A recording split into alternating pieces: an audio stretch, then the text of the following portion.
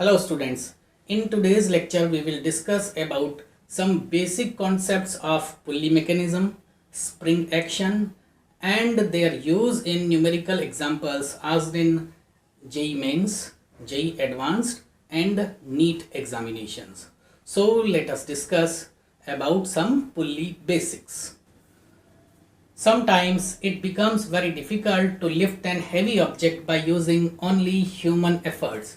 By using pulley mechanism, we can make a lifting machine which can ease our work. एक से ज़्यादा पुल्लीज को अगर आप यूज कर लें तो ये एक एक्सेलेंट लिफ्टिंग मशीन बन जाती है जिसमें बहुत कम फोर्स लगाकर आप बहुत ही हैवी ऑब्जेक्ट को इजीली लिफ्ट अप कर सकते हैं। सो सिंपल पुल्ली सिस्टम का एक स्कीमेटिक डायग्राम लेते हैं। यहाँ ये पूरा सिस्टम आइडियल सिस्टम है। आइडियल सिस्टम में क्या क्या होता है? नंबर 1, पुल्ली मासलेस होती है।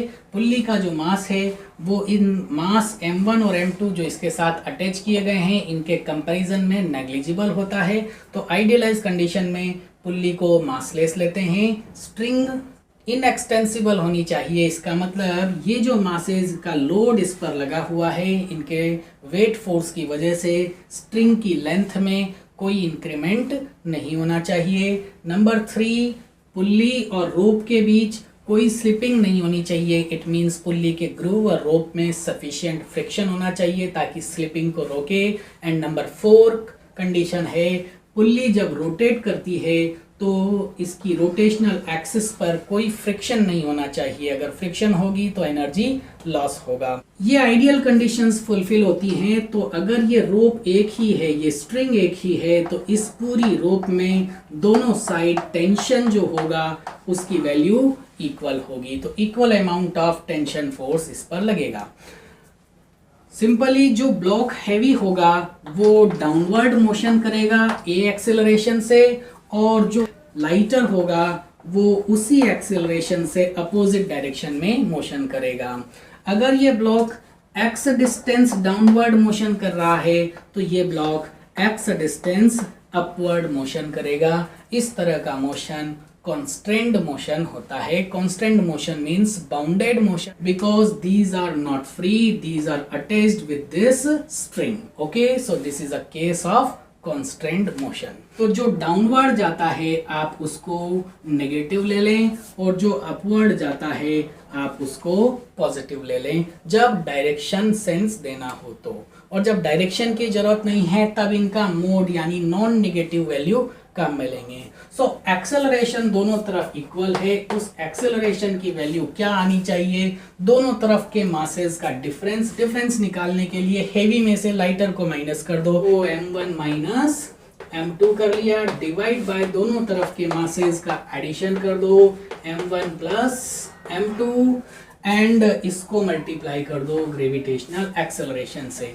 तो जब ये टर्म मल्टीप्लाई होगी m1g क्या बनेगा?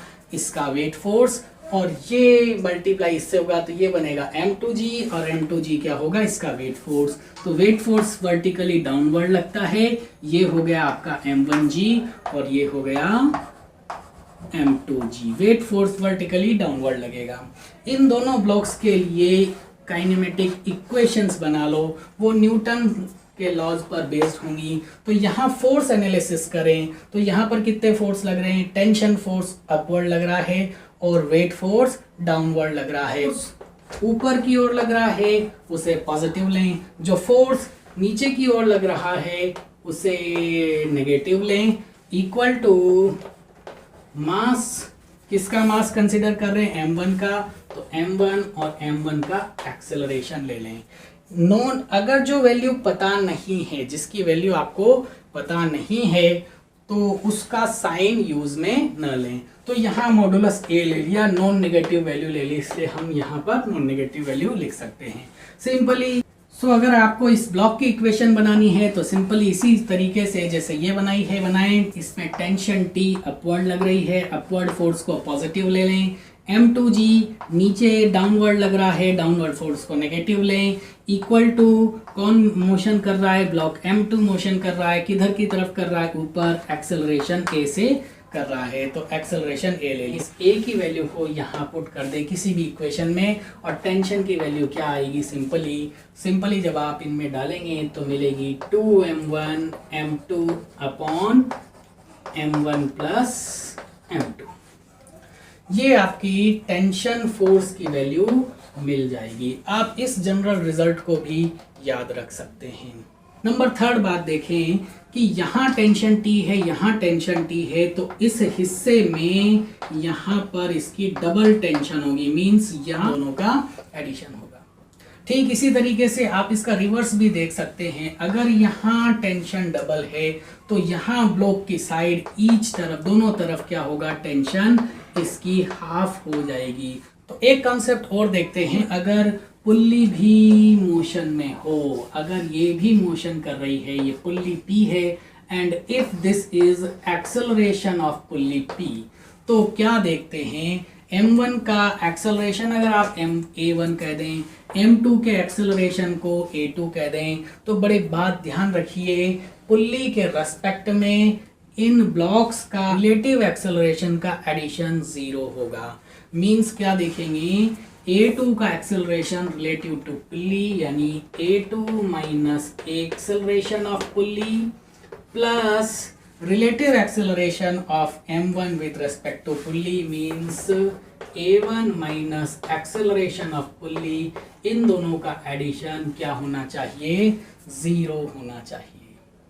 जब आप इसको सॉल्व कर रहे हैं तो क्या दिखेगा, a2 minus a pulley is equal to, ये इधर चला जाएगा, minus of a1 minus a pulley. Means you can say दोनों ब्लॉक्स का, ईच ब्लॉक का रिलेटिव एक्सेलरेशन, m2 का पुल्ली के रिलेटिव एक्सेलरेशन m1 ब्लॉक के relative acceleration with respect to pulley के इक्वल एंड अपोजिट होगा। ये अपोजिशन का साइन दिखाता है माइनस।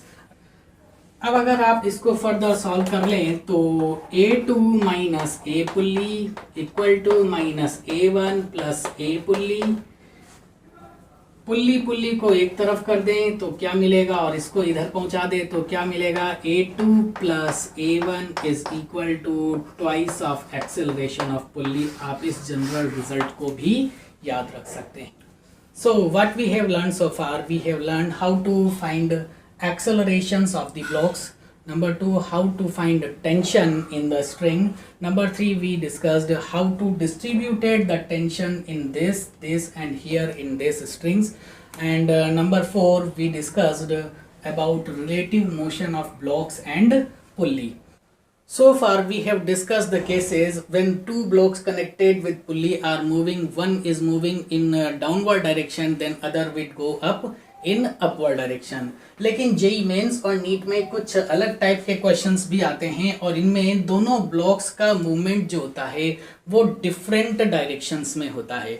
जैसे इस न्यूमेरिकल इस एग्जांपल में दिखाया है कि ब्लॉक ए जो है ये वर्टिकली डाउनवर्ड मोशन करेगा विद va वेलोसिटी से, एंड ब्लॉक बी जो इस स्ट्रिंग के थ्रू इससे कनेक्टेड है और ये string theta equal to 60 degree angle बना रही है हॉरिजॉन्टल लेवल से। So block A is moving downward, block B is moving this left side on horizontal plane. So इसकी डायरेक्शन है हॉरिजॉन्टल एंड इसकी डायरेक्शन है वर्टिकल।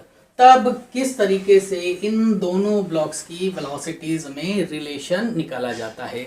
सो एक की पॉइंट याद रखें कि वेलोसिटी का कंपोनेंट जो इस स्ट्रिंग की लेंथ के अलोंग होगा वो पूरी स्ट्रिंग के हर पॉइंट पर सेम होगा। इसका मीनिंग क्या होगा, it means this is velocity vb, तो vb के आप कंपोनेंट लें तो ये कंपोनेंट इसका होगा vb cos थीटा, ये कंपोनेंट इसका vb cos थीटा होगा और ये vb cos थीटा पूरी स्ट्रिंग में सेम होगा। सो इसकी वैल्यू कितनी है, इसकी वैल्यू है va is equal to vb cos of theta. अब va अगर किसी न्यूमेरिकल एग्जांपल में आपको दी हुई है, va सपोज 10 मीटर पर सेकंड दिया हुआ है आपको, So 10 meter per second is equal to velocity of b into cos 60 degree लगा दो. So we can solve it. 10 is equal to vb cos 60 की वैल्यू है 1/2. Then vb velocity of b आपको फाइंड आउट करनी है, तो vb हो जाएगी सिंपली 20 मीटर पर सेकेंड. तो ये एक एग्जांपल है जिसमें दोनों ब्लॉक्स का वेलोसिटी डिफरेंट डायरेक्शन में होगा एंड डिफरेंट मैग्नीट्यूड में होगा. की पॉइंट ध्यान रखना है, की पॉइंट है component of velocity along the length of string remains same concepts. So आपके पास यहाँ पर ये एक नेचुरल लेंथ L की एक स्प्रिंग है, इससे एक M मास की बॉडी कनेक्टेड है. ये लेंथ इसकी नेचुरल है, अनस्ट्रेस्ड और अनकम्प्रेस्ड. अब अगर इस मास पर F फोर्स अप्लाइड करके इसे इस डायरेक्शन में एक्सटेंड करें, तो ये जो एक्सटेंशन आएगा, एक्सटेंशन EXTENSI को एंड एक्सटेंशन और डिस्प्लेसमेंट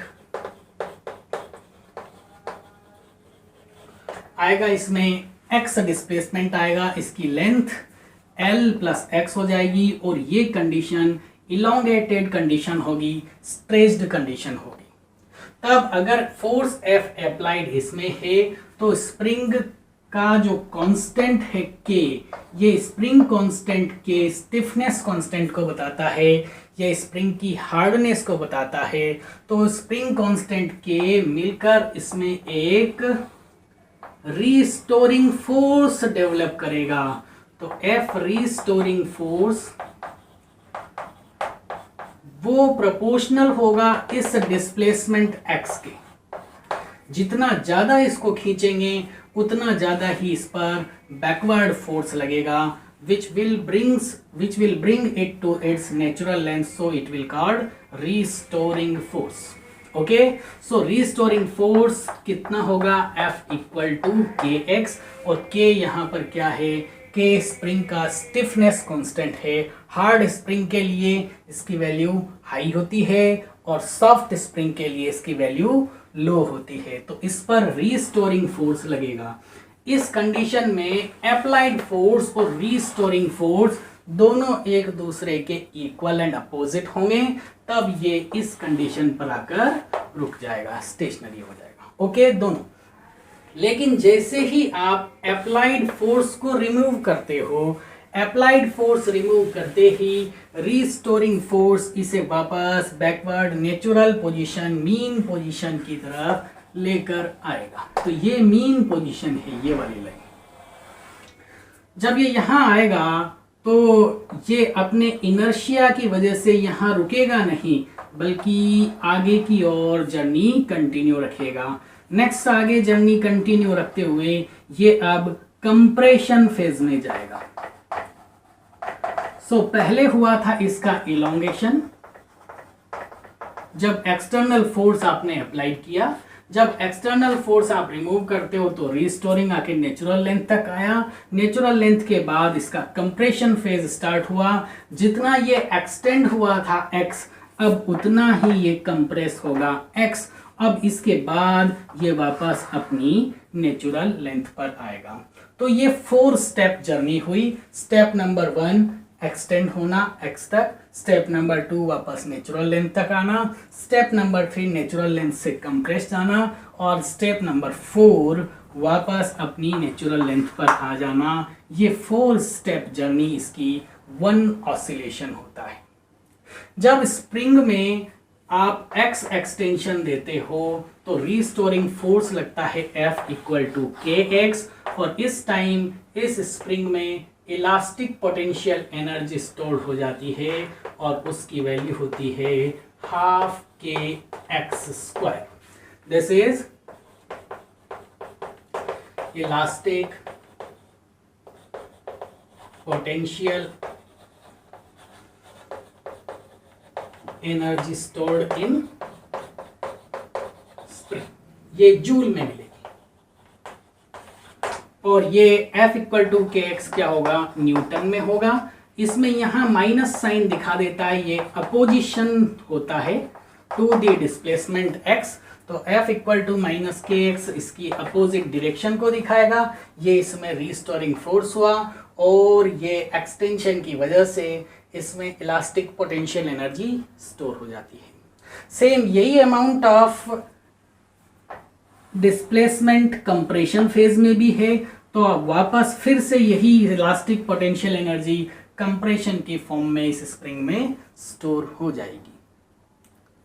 अब ये इस तरीके से ऑसिलेशन कर रहा है, टू एंड फ्रो मोशन कर रहा है। इस मोशन को ऑसिलेशन बोलेंगे और इस ऑसिलेशन की इक्वेशन जरा ध्यान से देखिए।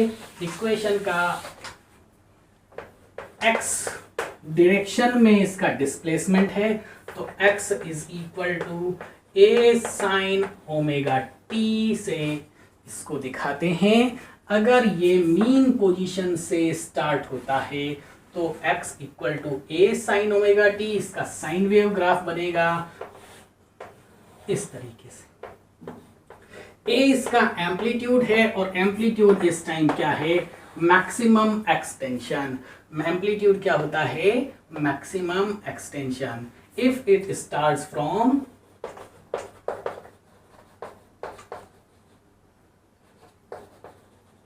mean position. If oscillation starts from extreme position, then displacement x will be function of cos theta, तो a cos omega t ये होगा if oscillation starts from extreme position। Extreme position का मतलब ये एक्सटेंडेड और ये कंप्रेस्ड पार्ट होता है।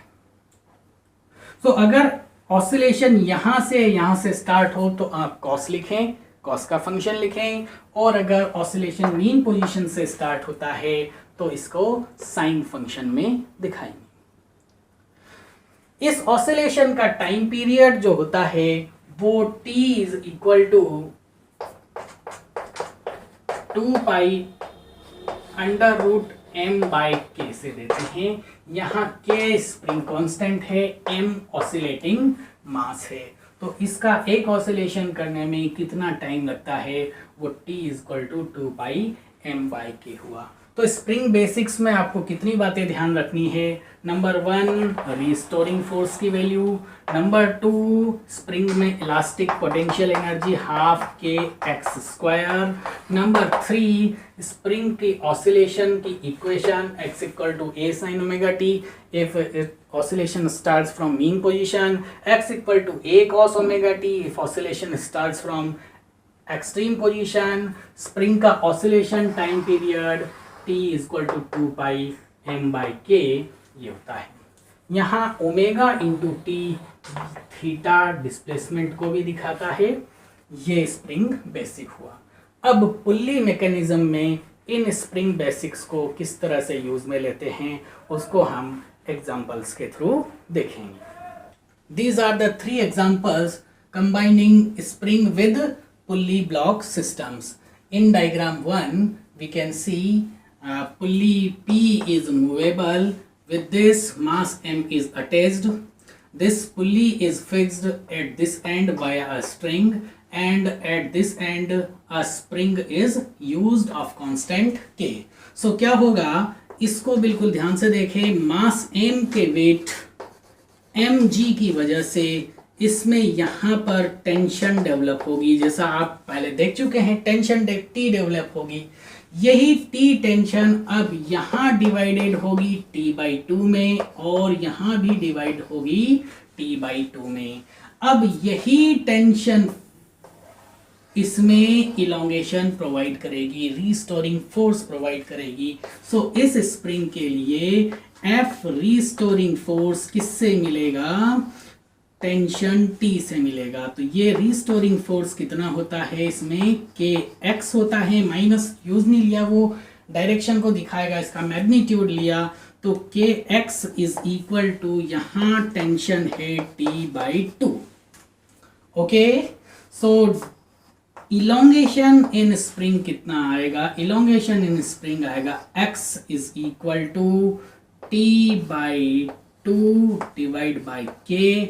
आप इस t की वैल्यू कितनी है? t की वैल्यू है हमारे पास t equal to M G. तो t की वैल्यू एम जी पुट कर दे तो ये हो गया आपका M G by 2k is equal to extension in this spring. तो स्प्रिंग अपनी नेचुरल लेंथ से x एक्सटेंड होगी और उस जगह जाकर स्टेशन इक्विलिब्रियम में आ जाएगी। मींस ये सिस्टम उस टाइम स्टेशनरी हो जाएगा। डायग्राम नंबर 3 में देखें तो बिल्कुल डायग्राम नंबर 1 की तरह ही ये मास इसका mg होगा जो इसमें टेंशन T प्रोवाइड करेगा। ओके, और यही टेंशन T इसमें F इक्वल टू के एक्स एक्सटेंशन प्रोवाइड करेगी, जैसा आपने डायग्राम नंबर 1 में देखा। यही स्ट्रिंग यहां है तो ये टेंशन इधर जाएगी। अब ये टेंशन और ये टेंशन यहां मिलकर कितना टेंशन प्रोवाइड करेंगे? 2T। तो इस स्प्रिंग में एक्सटेंशन कितना होगा? 2T is equal to K2 into X2।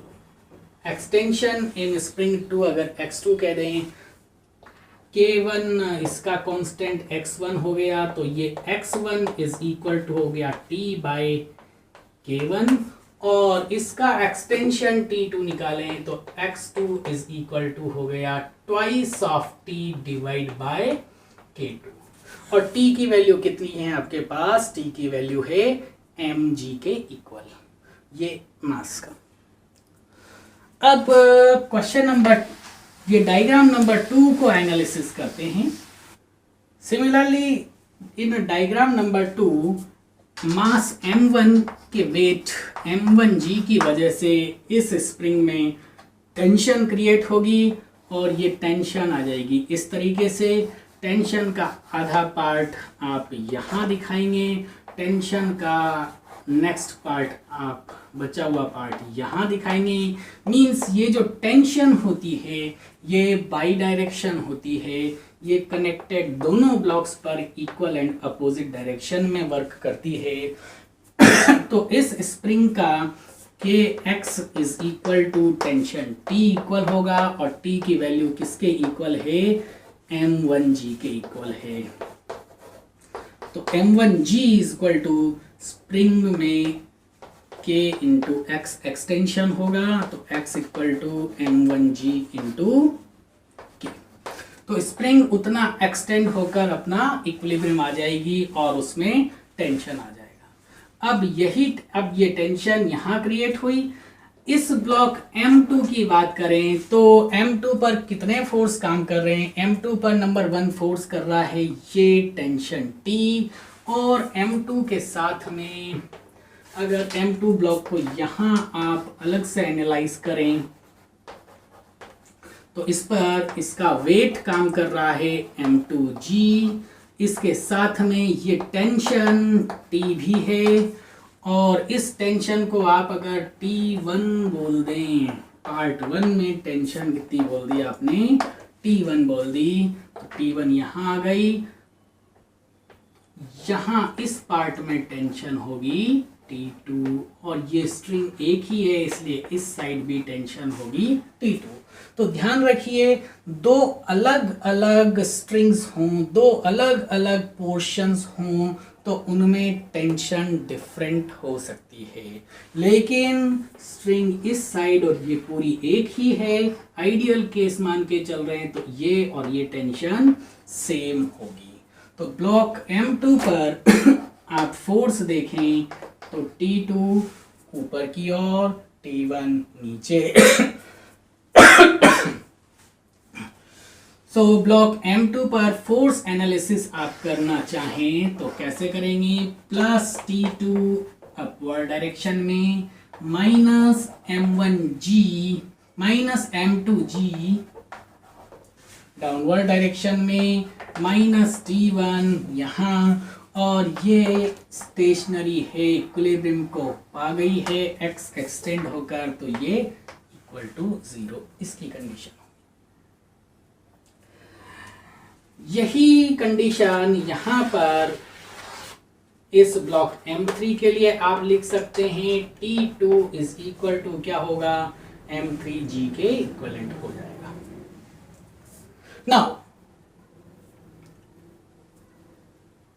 Now एक केस डिस्कस करते हैं। If we cut this string from point A, तो पॉइंट ए से इसको कट कर देंगे तो क्या होगा, जैसे ही आप इसको कट करेंगे, यहां से कर दिया आपने इसको कट, तो क्या गायब हो गया, गायब क्या हुआ, कट करते ही टेंशन 2 जो थी वो वैनिश हो गई। और टेंशन 1 वैनिश होगी या नहीं होगी, टेंशन 1 वैनिश नहीं होगी, because it is involve in spring action, और स्प्रिंग एक्शन में इन्वॉल्व है तो स्प्रिंग की kinetic energy half K X square भी है, और स्प्रिंग इस टाइम इस एनर्जी की वजह से अपना एक इनर्शिया प्रोवाइड करेगी। इनर्शिया प्रोवाइड करने का मीन क्या होगा कि जैसे ही आपने यहां से इसको कट किया, कट करके ही टेंशन T2 वैनिश हो गई, और ये ब्लॉक M3 जो है वो ग्रेविटेशनल एक्सेलरेशन के इन्फ्लुएंस में फ्री फॉल करेगा, M3G फ्री फॉल करेगा। लेकिन M2 और M1 अभी भी स्प्रिंग के इनर्शिया से बाउंडेड हैं, इसलिए ये फ्री फॉल में नहीं होगी। ओके, तो स्प्रिंग इस टाइम स्ट्रेस्ड कंडीशन में है तो अपना एक इनर्शिया प्रोवाइड करेगी। इनर्शिया प्रोवाइड करेगी तो आप इस M2 के लिए इक्वेशंस दे सकते हैं।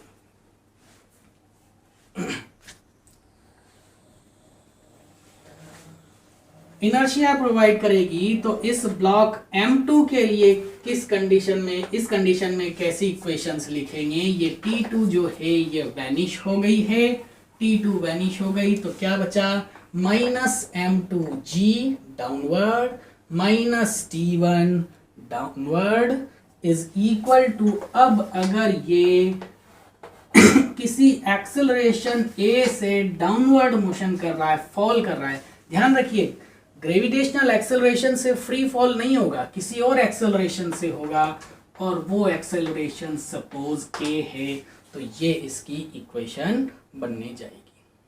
तो A की वैल्यू फाइंड आउट कर लेंगे आप, A की वैल्यू आ जाएगी minus M2G minus T1 upon M2।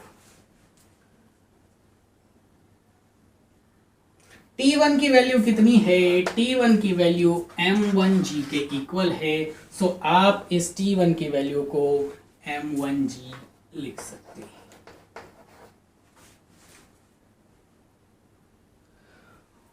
इस केस में ब्लॉक M2 डाउनवर्ड एक्सेलरेटेड होगा, ये माइनस साइन डाउनवर्ड एक्सेलरेशन को दिखा रहा है, और M1 का एक्सेलरेशन 0 होगा, यानी M1 मोमेंटरीली 0 एक्सेलरेशन से चलेगा, M2 डाउनवर्ड एक्सेलरेशन से चलेगा, उसकी वैल्यू ये है, और कट होने की वजह से M3 ग्रेविटेशनल एक्सेलरेशन के थ्रू फ्री फॉल करेगा। तो ये कुछ बेसिक एग्जांपल्स हैं जो पुल्ली एंड स्प्रिंग कॉम्बिनेशंस को साथ में लेके बनाते हैं। Now this is time to apply the concepts what we have learned so far, and this is the question asked in JEE Advanced 2019. इस क्वेश्चन में आपको दिया हुआ है एक पुल्ली ब्लॉक सिस्टम एक स्प्रिंग ब्लॉक सिस्टम से अटैच्ड है, स्प्रिंग कांस्टेंट K है, इससे ब्लॉक 1 2m मास का अटैच्ड है, और ये एक स्ट्रिंग के through P2 and pulley P1 से होता हुआ दो ब्लॉक्स ब्लॉक 2 एंड ब्लॉक 3 से कनेक्टेड है। आपसे इस क्वेश्चन में 4 बातें पूछी हैं। Number 1, relation between acceleration a1, a2 and a3।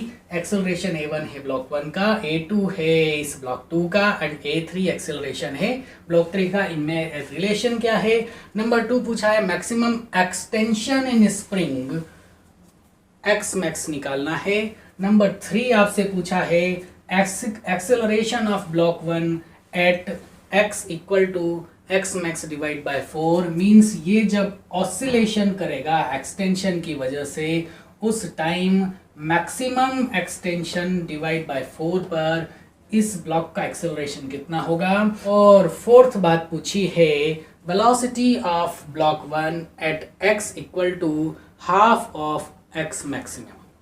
तो इन सभी क्वेश्चंस का जवाब हम उन्हीं कॉन्सेप्ट से देंगे जो अब तक हमने देखे। तो सबसे पहले देखते हैं relation between a1, a2 and a3। As we have discussed, pulley P, ये a1 इधर जा रहा है तो पुल्ली P1 का एक्सेलरेशन क्या होगा। पुल्ली P1 का एक्सेलरेशन होगा a1 डाउनवर्ड। और हमने देखा ब्लॉक 2 का पुल्ली P1 के रेस्पेक्ट में relative acceleration equal and opposite होगा ब्लॉक 3 के और पुल्ली के बीच रिलेटिव एक्सेलरेशन के। सो इन दोनों का डिफरेंस निकालें। a2 minus a1 will be equal and opposite किनका, a3 minus a1। So if आप इस माइनस को इसमें मल्टीप्लाई करें तो आपको मिलेगा a2 minus a1 is equal to a1 minus a3। तो ये रिलेशन है a1, a2 एंड a3 में। सो क्वेश्चन नंबर 1 का आंसर आपको फाइंड आउट हो गया। Now let us move on to question number 2 and which is finding maximum extension in spring. So इस spring में मैक्सिमम एक्सटेंशन किस वजह से आएगा, इस पूरे लोड की वजह से इस स्प्रिंग में एक्सटेंशन आएगा।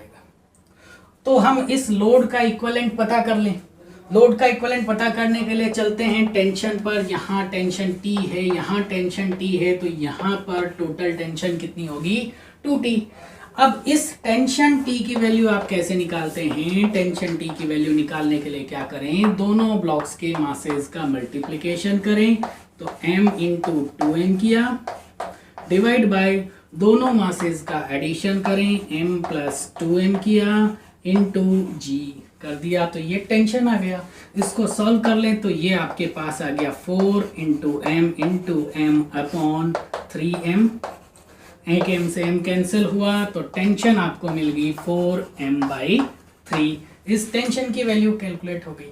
अब ये टेंशन प्लस ये टेंशन मिलकर यहाँ डबल टेंशन क्रिएट कर रहा है। तो इस डबल टेंशन की वैल्यू कितनी हो जाएगी, डबल टेंशन की वैल्यू इसकी डबल वैल्यू हो जाएगी और वो कितनी आ जाएगी, डबल कर दें इस वैल्यू को, 4m/3 को डबल किया 8m/3 आ गया, g आ गया। सो आप समझ सकते हैं कि अगर ये एक इक्विवेलेंट मास है, इक्विवेलेंट मास कितना आ गया इसका, 8m/3 इंटू g। सो आप इस पूरे ब्लॉक को रिप्लेस करके एक सिंगल ब्लॉक में मान लें तो ये आपके पास आ गया मास, और इसका मास कितना है, 8m/3। ओके, तो यहां पर ये टेंशन थी, इस टेंशन को एक न्यू नेम दे देते हैं, ये नेम दे दिया T, और इस टेंशन की वैल्यू क्या है, 8m/3 इंटू g, ये वाला। ओके, नाउ यही टेंशन यहां है, इसको हम न्यू सिंबल दे रहे हैं, इस तरह का ध्यान रखिए। तो मैक्सिमम एक्सटेंशन जब होगा तब ये कुछ डिस्प्लेसमेंट देगा, और इस डिस्प्लेसमेंट का ये मैक्सिमम वैल्यू होता है, तो यहाँ नीचे आके ये इस तरीके से आ जाएगा। तब क्या होगा, स्प्रिंग की stored potential energy half kx² is equal to हो जाएगी, इसमें पोटेंशियल एनर्जी में जो चेंज आएगा, वो पोटेंशियल एनर्जी में चेंज कैसे निकलेंगे, mg डेल्टा h से। तो ये mg डेल्टा h m क्या है यहाँ, मास है। तो मास की वैल्यू कितनी है हमारे पास, मास की वैल्यू है 8m/3। g की वैल्यू है हमारे पास g, एंड डेल्टा h आप लिख रहे हैं x मैक्स। ओके, और ये x की वैल्यू क्या हो गई, मैक्सिमम वैल्यू हो गई। तो ये एक x से ये x कैंसिल कर दो, तो 16mg/3k, तो ये x मैक्सिमम होगा। Okay, maximum extension in spring. तो अब इसके part number 3 and part number 4 की तरफ चलते हैं। तो पार्ट नंबर 4 में पूछा है इसका एक्सेलरेशन ऑसिलेटिंग ब्लॉक M1 का, एंड 4th में पूछा है इसका वेलोसिटी। सो ऑसिलेटिंग ब्लॉक का बिल्कुल सिंपल हार्मोनिक मोशन के कंसेप्ट को यहाँ पर एनालाइज करते हैं। और ये ब्लॉक अगर ऑसिलेशन कर रहा है और ये इसकी पोजीशन हम बना रहे हैं, ये इसकी मीन पोजीशन हुई और ये इसका मैक्सिमम एक्सटेंशन हुआ, तो ये पोजीशन एक्सट्रीम पोजीशन हुई एक्स मैक्स कंडीशन पे यहाँ पर, और इस एक्स मैक्स को आप बोल सकते हैं amplitude A. If oscillation is starting from amplitude means extreme conditions, then equation of oscillation will be x is equal to a cos omega t। और इसका जब आप डिफ्रेंशिएशन करेंगे तो इसकी वेलोसिटी मिलेगी, और वेलोसिटी मिलेगी माइनस ए ओमेगा साइन ओमेगा टी। जब आप इसको डिस्प्लेसमेंट की फॉर्म में बदलेंगे तो ये हो जाएगा ओमेगा एम्पलीट्यूड का स्क्वायर माइनस इंस्टेंटेनियस डिस्प्लेसमेंट का स्क्वायर।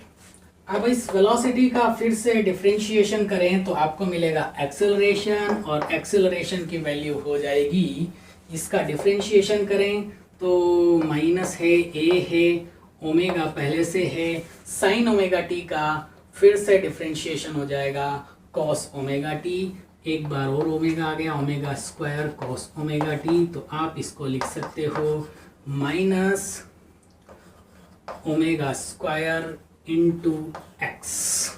तो ये हुआ एक्सेलरेशन की वैल्यू। तो यहाँ आपको क्वेश्चन नंबर 4 के लिए ये इक्वेशन मिल जाएगी। क्वेश्चन नंबर 4 का आंसर ये होगा, एंड क्वेश्चन नंबर 3 में एक्सेलरेशन के लिए ये क्वेश्चन नंबर 3 में ये इक्वेशन पुट हो गई। यहाँ ओमेगा इज इक्वल टू है √k/m। अब ये m कौन सा मास होता है, ये होता है ऑसिलेटिंग मास।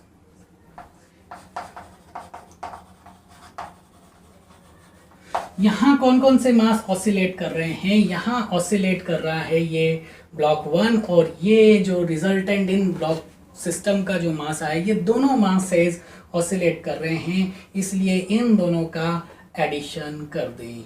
इन दोनों का एडिशन करेंगे तो यहाँ पर आपको ये मिल रहा है 2m + 8m/3। इनको ऐड करेंगे तो मिलेगा आपको 14m/3। तो ऑसिलेटिंग मास रखें 14m/3, यहाँ वैल्यू पुट करें, डिस्प्लेसमेंट x की वैल्यू यहाँ x max/2 लिख दें, x max की वैल्यू है ये, डिवाइड बाई 2 कर दें, और क्वेश्चन नंबर 3 के आंसर में ये x equal to x max divide by 4 put करें, ओमेगा की वैल्यू ये पुट करें, आपको इजीली जेईई एडवांस के क्वेश्चंस के सॉल्यूशन मिल जाएंगे। ओके।